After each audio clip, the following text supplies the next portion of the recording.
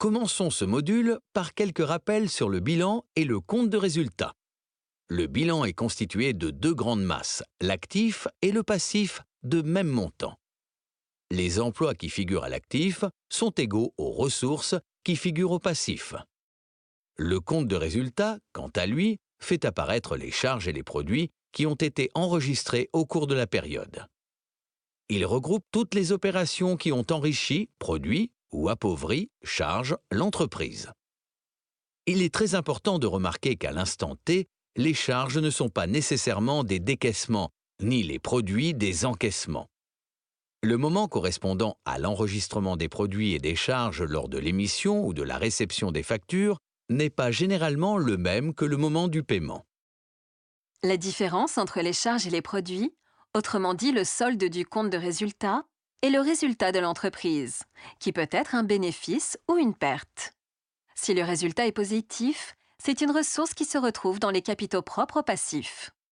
La raison d'être d'une entreprise est de générer un résultat bénéficiaire.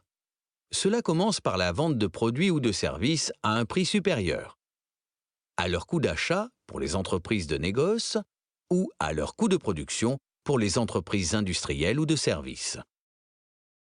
La survie de l'entreprise, quant à elle, dépend de sa capacité à faire face à des engagements financiers, c'est-à-dire de toujours avoir du cash disponible. Il semblerait alors y avoir un paradoxe, puisqu'une entreprise se trouvant dans une période largement bénéficiaire peut avoir une trésorerie à sec, et donc risquer de mourir. Pour comprendre ce paradoxe apparent, il faut bien distinguer la notion de rentabilité de la notion de solvabilité. Autrement dit, comprendre la différence entre le résultat et la trésorerie.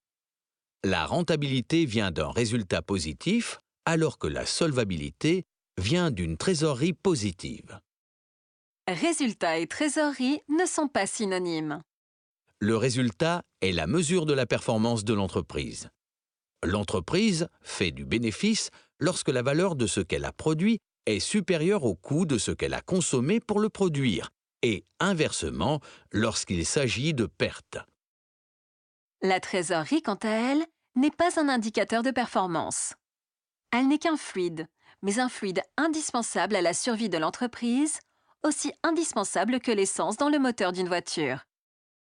Le chef d'entreprise doit veiller en permanence sur le résultat et sur la trésorerie de son entreprise.